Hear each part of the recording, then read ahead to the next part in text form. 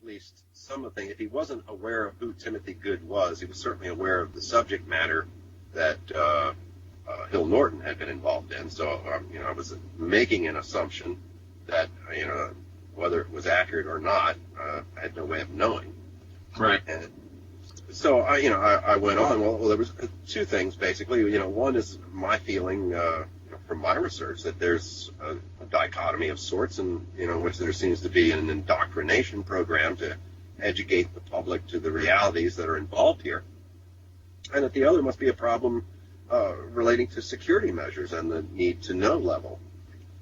And I said, that I have, because I've been doing a lot of speaking and done a number of conferences publicly, and I've been involved in quite a number of things that are even related to some of my work subsequently at the NASA Goddard Space Flight Center, that I had access to a large mass of public, including media, and that a nationwide regular broadcast on the subject matter, because at the time I was doing a UFO show with Bob Hieronymus out of Baltimore. And then I mentioned that I was connected, with all the major organizations like MUFON and the Fund for UFO Research and another international organizations and so forth. And that I mentioned that I had spent 18 months investigating the Gulf Breeze situation. So I wanted to drop that in there, because certainly he had to, I presumed he had to be aware of what was going on in Gulf Breeze because of the Naval Air Station there and their involvement and everything that, all the equipment that had been moved down there from the Chesapeake Bay. So I had presumed that, at least from a technology standpoint, he would be familiar with that element. And then I'd focused a great deal on the, technological end of things, and that I studied things that had been going wrong in the Chesapeake Bay in connection with the Electromagnetic Continuity Analysis Center and the Empress Project. And the Admiral stated that, well, all of those are areas in which I am vastly out of date. Okay, he didn't say... You didn't say he knew nothing about them. He's kind of making an out-of-date reference. So in other words, by saying out of date, you're indicating, well, I know about all of those. He certainly didn't say that he didn't have any knowledge on it. Right. He said he was out of date, which means at some point he had to have had some knowledge about them. And he goes on to say that when I made the decision to retire 7 years ago, that he had made a conscious decision to sever ongoing ties with the U.S. intelligence community. And while he's had some exposure on limited occasions to some areas of activity over the succeeding 7 years, that when he did the Embassy Security Survey as a consultant to the Defense Science Board, and I think he knew that I was aware of some of his other activities, obviously, because we met there at the Institute for Defense Analysis, but overwhelmingly his efforts in those 7 years had been focused on his industrial competitiveness and the application of science and technology in the commercial world. Yep. And he said specifically, so for many of the things, at least as I sort of infer from the conversation of the interests of Mr. Good and Peter Hill Norton, there are areas while I had some expertise, it's now 7 years old. Sure. And he goes on to say that in the pace at which things move in that field, the odds of my being accurate are increasingly remote in understanding those things. Wow, that was already I'm sitting on pins and needles, because I'm beginning to realize that he's acknowledging all of these technologies exist. And Absolutely. All of these issues that we're talking about are genuine. He's not sloughing them off as they don't exist. It's all a fantasy, and people have gone bonkers, and they're nuts to even talk about UFOs or aliens and things like that. He's not saying any of that. He's not dismissing any of these things, and that was already quite a shock to me. Right, he's bypassing any opportunity here that if he had wanted to just put the kibosh on on the whole thing just to be totally dismissive of anything you were speaking about. Correct. And I followed up. I said, is it your understanding that there's a cultural dialogue going on today? And I stopped the question there. I was trying to think of how to formulate the question, so I kind of got hung there for a moment. Right. And during that pause, he says, well, I guess I'd have to ask with whom? Between what parties? Okay. And I said, well, between any of the parties that presumably are behind the technology in the crafts. Very specific. Crafts. Yes, crafts. He didn't even hesitate. Didn't even hesitate for further clarification at all. Because he came right back and says, I honestly don't know. I have no exposure at all. I haven't a clue whether there are any ongoing dialogues or not. And he's going on to say, well, I'm trying to think who there in the Washington area that is at least much closer to the issues that might be able to provide you some guidance.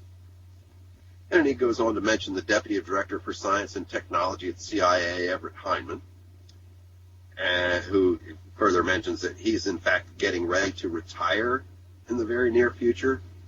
He says that may make him somewhat more willing to have dialogues. He said specifically, when I knew him in the period 7 to 10 years ago, he was a person with very substantial integrity and just good common sense. So as a place to start, he would clearly be high on the list. And then in the retired community of those who nonetheless were exposed to the intelligence business and stayed reasonably close to it, he mentions a retired Rear Admiral, former Director of Naval Intelligence named Sumner Shapiro, who lived right there in McLean, Virginia. And he said his level of confidence, again, is very high. His integrity is very high. Whether he has any knowledge in the areas that you're working on, I don't have a clue because I don't have any ongoing dialogue with him. But those are at least two people for you that are there in the Washington area where you're located and who have a prospect of still having some currency. I don't know that they do. In my case, I don't have any. So I asked him, well, do you anticipate that any of the recovered vehicles would ever become available for technological research outside of the military circles? He answered, again, I honestly don't know. 10 years ago, the answer would have been no. Whoa. Oh, wow. That's an admission that they are there. That there are recovered vehicles. That was the icing on the cake right there. Because in order for the answer to have been no 10 years ago, there had to have been something to say no to. But he clarifies it further. He goes on to say, he says, whether as time has evolved, they're beginning to become more open on it, there's a possibility. Again, Mr. Heinemann probably would be the best person to put that kind of question to. And so that's how it started. And there, for the first time that I am aware, in UFO research, that anybody had been able to develop that sort of a dialogue with a person who had the ability to know, likely had to have been involved at some point, and to have had some knowledge that this is a genuine phenomenon that the U.S. government has been actively involved in for some time. And he clarified that, for me at least. I'm sure you'll find some people, because, next thing you know, that once Tim published that, and it became common knowledge in UFO circles that Admiral Inman had acknowledged that we had crafts that we were analyzing that obviously we didn't make. That right there, I believe, was the first time that anyone at that level of government ever formally, or I guess it's hard to say formally, because it wasn't a formal environment. He wasn't in front of a microphone. He didn't know he was being recorded. But I think that's the first time that anyone has been able to come forth with any provocative evidence that suggests that the U.S. government has been involved in this level of intelligence in the UFO business. I'd have to say that's correct. You did it. You hit it. But that's why we do the research. That's why we ask the tough questions, and you got to do the homework to get there. And then, as fortune would have it, a lot of things came together. Now, other than what we learned, I mean, probably that's enough that we actually learned from someone of the stature of an Inman that there is indeed a phenomenon, and that there appears to be equipment involved that we have possession of, that we conduct scientific analysis on. All of these things appear to be real and factual. As far as the contacts that he gave me to go on to, that really generated little in comparison to what the Admiral was able to reveal. Right. Nobody else was willing to be as forthcoming as he was in the conversation that you had? Not at all. Not at all. I mean, I had been to the CIA a couple of times. I had given a presentation there on some of my research in crop circles from the UK. They were very intrigued about that. Hyman knew who I was. Inman had indeed acknowledged the introduction and made that an easy transition getting into CIA. But you walk into a CIA headquarters and you're going to visit the Deputy Director for Science and Technology, and you want to get in there and you want to talk about UFO crafts and find a way to worm your way in so that you can actually get involved in the research in some fundamental capacity. I mean, let's face it, I was a robotics expert. I was flying airborne vehicles by remote control. I was intrigued. This was a passion for me to get me to where.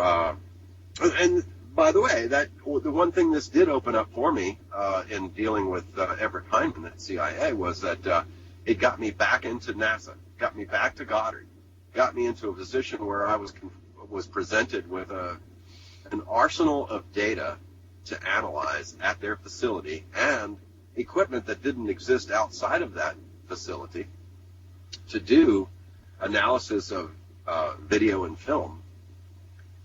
And the battery of information and data that they gave me to analyze was shocking in its volume alone. We're talking about gun camera footage from jets chasing UFOs, missile test launches that were interacted with by UFOs, and just a host of provocative data, video, film, high-speed camera footage from flight lines at places like Holloman Air Force Base. Just a tremendous amount of intrigue associated with the amount of data that they had there. And as luck would have it, not being a physicist, I was not restricted. I didn't know what you couldn't do because I didn't know the rules. Right.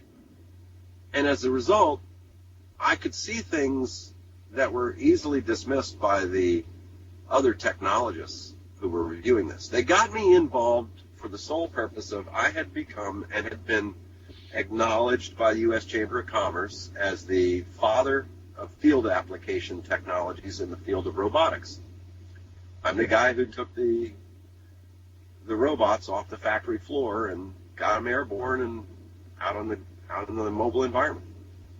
And so the reason that I was presented with this data to analyze and to present a paper on for NASA was that they wanted to get my opinion on whether any of these objects appearing in this broad database of film and photo and video archives could be remotely operated. Clearly, I had a better grasp, and with my companion film and video analysis expertise, having learned the whole process of what happens when light hits, CCD cameras, the video cameras that had been developed, and the charge-coupled devices, which is what CCD stands for, and how that process works of how images are captured electronically and generated onto film, and my work at Polaroid and learning how to read the sublime emulsion on film and how all of those images are captured and what they mean and what light does to it and what these signatures are.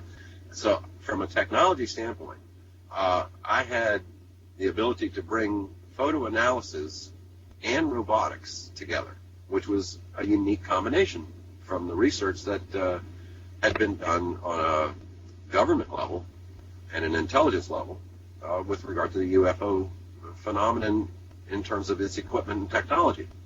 So here I am reviewing all of this material, and one very long afternoon there at the Goddard Space Flight Center, and I'm working with this piece of equipment that was captured thermal imaging devices. I could take, for example, a 10-second piece of video that and break it down into phase A, phase B for each frame.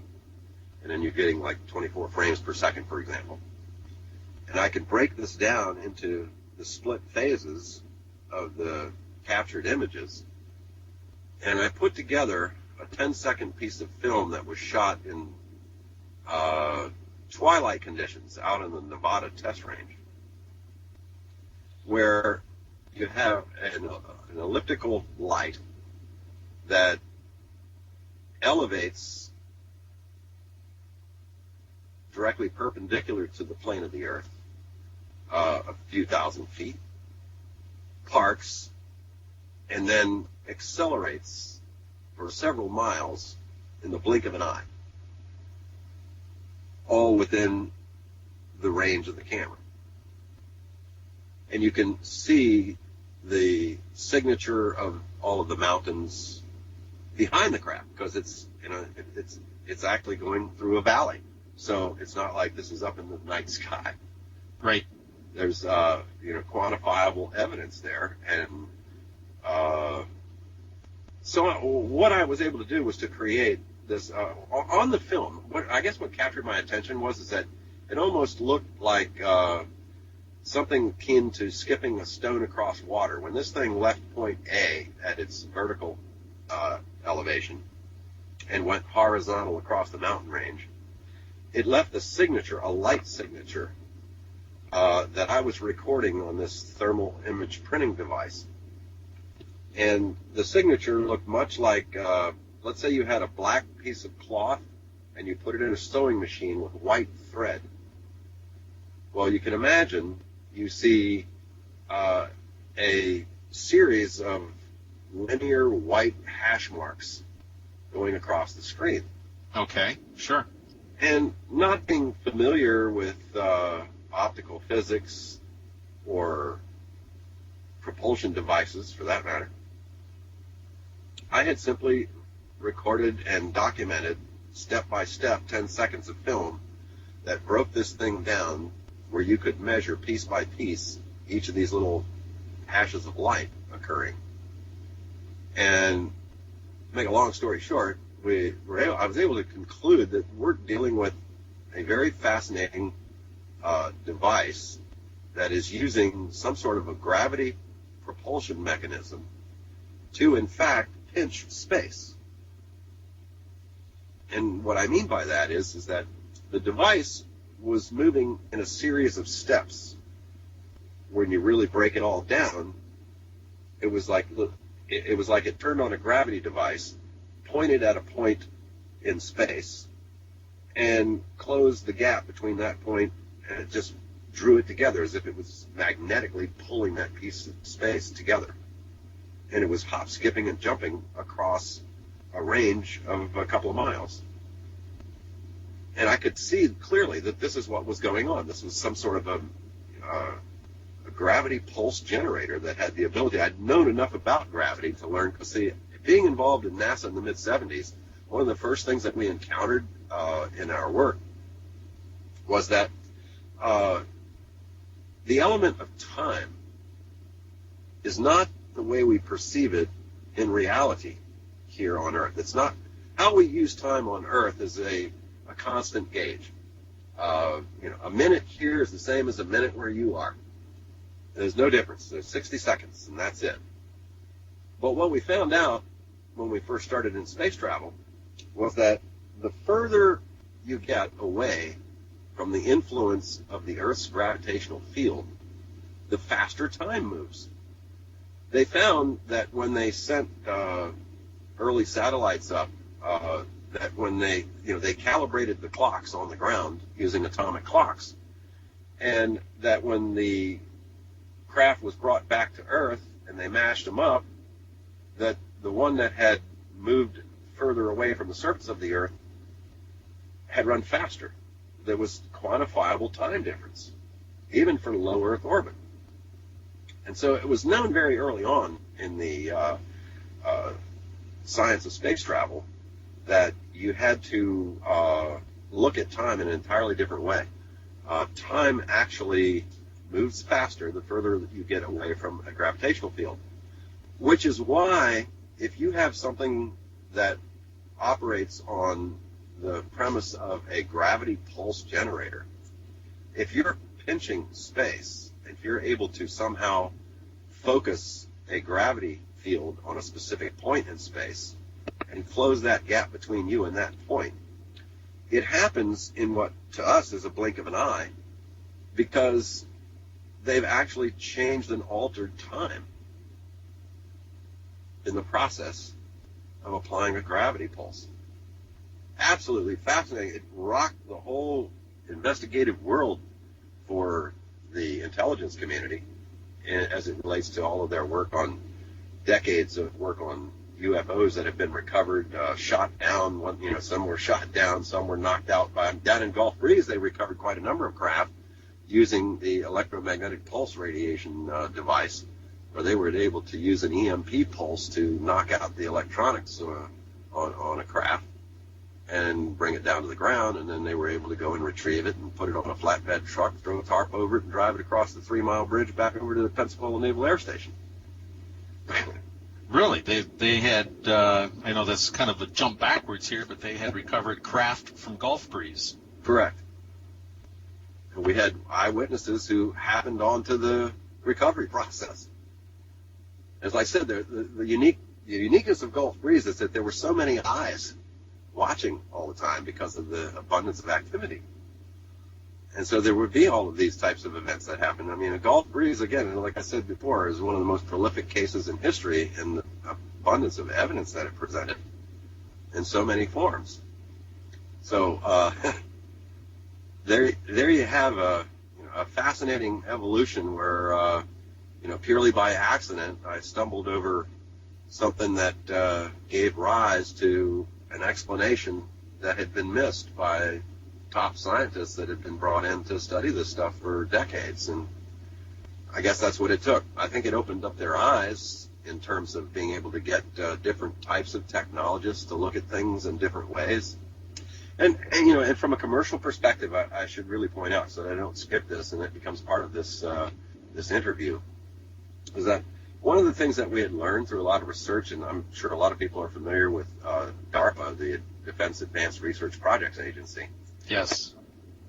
What DARPA had been so effective at doing, and since it was part of an intelligence apparatus, it could take technology and move it into the university process. And through the use of universities and MIT, Massachusetts Institute of Technology, and Stanford Research Institute, and so many different educations of higher learning that had Defense Department contracts, they were able to take technology that was gleaned from non-human craft and get it out into more applicable research into the university structure. And the next step beyond that was getting it out into the public domain in the form of actual products. I'm 100% convinced that concepts such as night vision technology is a absolute direct result of technology that was gleaned from non-human made vehicles, along with many, many other technologies that are available in the public domain today that came through this similar pipeline through DARPA and the university process. It became very easy. And from an indoctrination standpoint, it works much the same way.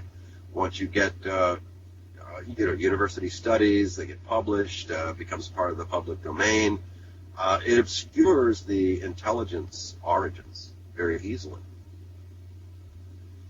Reminds me quite a bit of the information that was given from Philip Corso, how he discussed that was actually part of his job at that time, which would have predated DARPA, but as a way to get the technology that had been gleaned,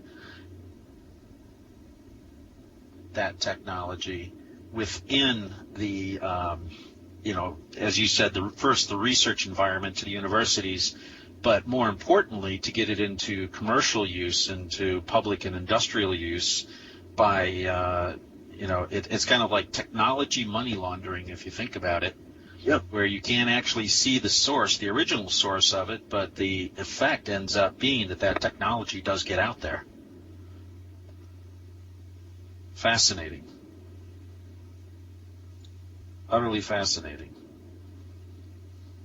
Well, I don't know where we go from here. I'd like to offer a suggestion, which is there is so much more material and information that we would like to discuss with you that I think what we might have here would be a good ending point, but not an ending point in terms of an interview with you, more like let's end a chapter here. And if you would be amenable to it, we'd like to pick this up again in a week or two or three when you're available and we're available and we can get together and we can continue this because, Bob, you are a treasure trove of information, your experiences, your contacts, everything that you've been through.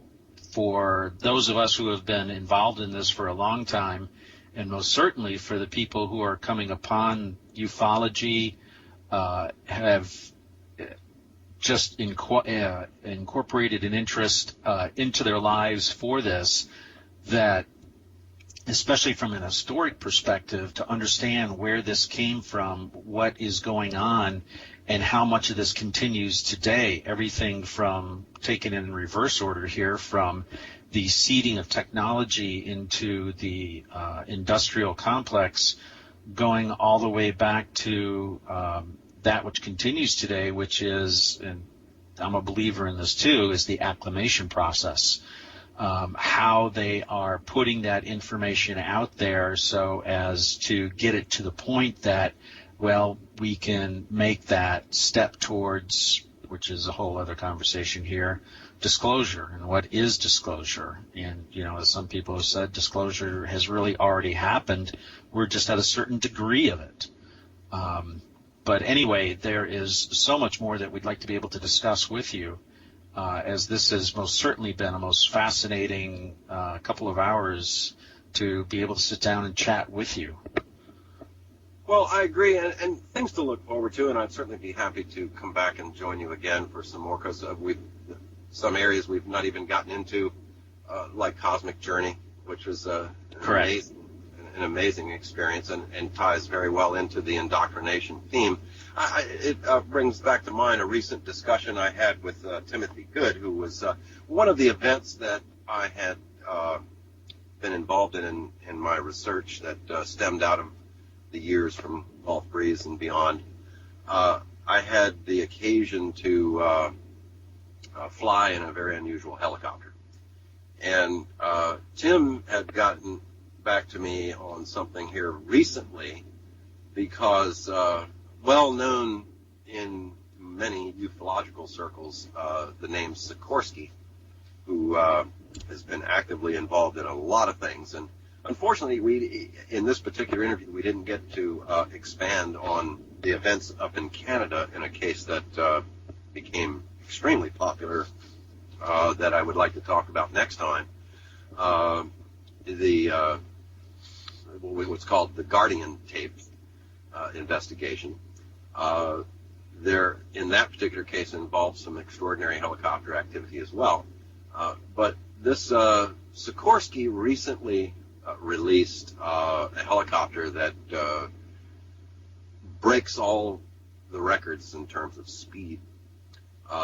Helicopter that I flew in back in the, I believe it was the early 90s or so,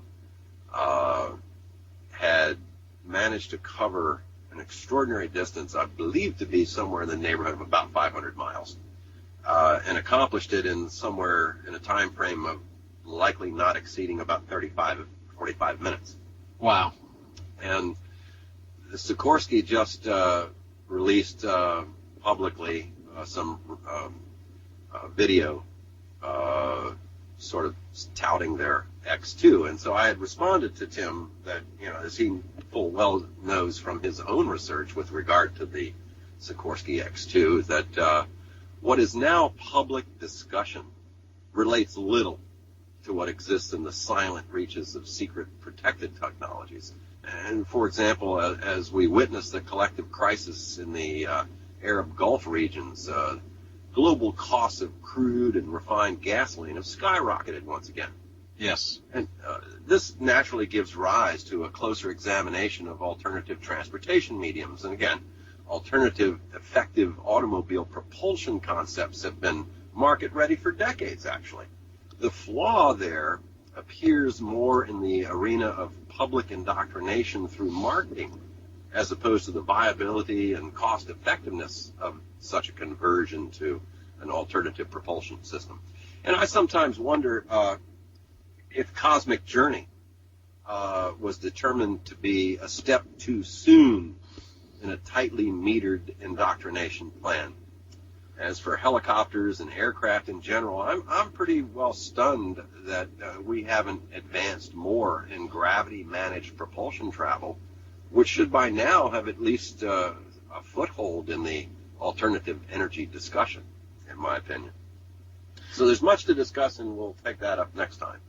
Absolutely. It seems as though in that particular case, perhaps it's a step that is not easily hidden in terms of, as we referred to, the technology seeding and technology laundering that's occurred, is to make such a leap, to make such a jump, might be what they consider to be too close to the ultimate disclosure, the ultimate connection as to where this came to us and how we came into possession of such technology and capabilities. It's definitely something that we can expand upon when we get back together again and talk in the very near future, because that too is, as we get closer to it, it does become more and more difficult to do this. There's something in marketing that's called the Overton window, and what you do is you move along the populace that you're trying to affect slowly and surely, and you do so both by pushing and pulling this particular window of what is acceptable. And in this particular case, that's exactly what the acclimation process sure seems to be, whereby things are presented that are very believable, understandable. It can be subliminal, where it sits in terms of movies, or truly subliminal in terms of its placement in pictures and photos and ads, to just going out there and stopping things such as the giggle factor which in the mainstream media seems to have been greatly decreased here over the last couple of years, where all of a sudden nobody's joking about the subject matter anymore. It's presented quite often in a very matter-of-fact reporting manner as they would any other story that's come up. So it's interesting. It's interesting that you note that whole discourse there, and as you reflect back on a couple of years, I in turn reflect back over several decades looking at the same thing, and it all goes back to that proposed studies on the implications of peaceful space activities and their conclusions of how to avoid this process of acculturation. And the one thing that the study took into account that we haven't thus far in our discussion is the economies of scale. And when we have a world that's based on a petroleum technology application of propulsion, the process of moving from the basis of economy on oil to some other form of energy, or worse yet, an energy technology that doesn't have an economy underlying it in terms of its cost.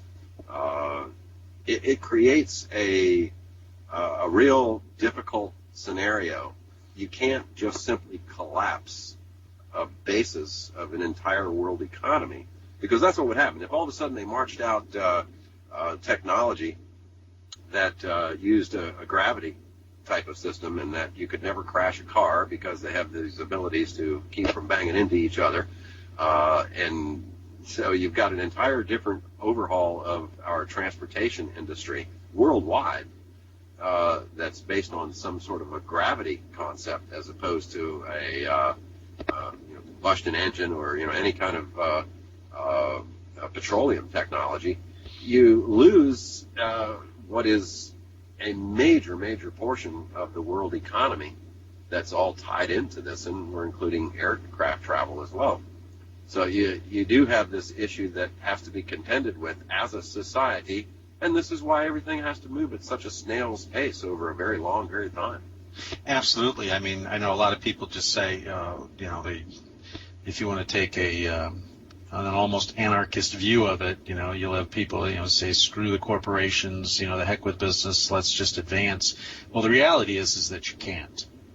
All of us are employed by somebody. There is a structure that does exist within government and economy, and there does need to be, in my opinion, a way to move from where we are, as you indicated, this petroleum-based society, to whatever that energy basis is going to be. If it's gravity-driven, as it seems to be, as you've discovered through your research, how do we make that transition, and how is that connection made, and how does that society look? How does it function compared to where we are today? So those are a lot of good questions for us to cover the next time we get together. Well, I'll certainly look forward to it. I know I will, and I hope everybody listening to this is going to be anxiously awaiting the next chapter that we're able to deliver. Once again, Bob, I want to thank you for taking time out of your day and away from your life with your family to spend some time with us to discuss the vast richness of knowledge and depth of knowledge that you have regarding our favorite subject matter here that we have with ufology and phenomenology. This is only the beginning. We'll bring you much more with Bob Oechsler, and stay tuned. Hope you enjoyed it. Please feel free to post comments and feedback on the forum. We look forward to hearing from you all. Take care, everybody.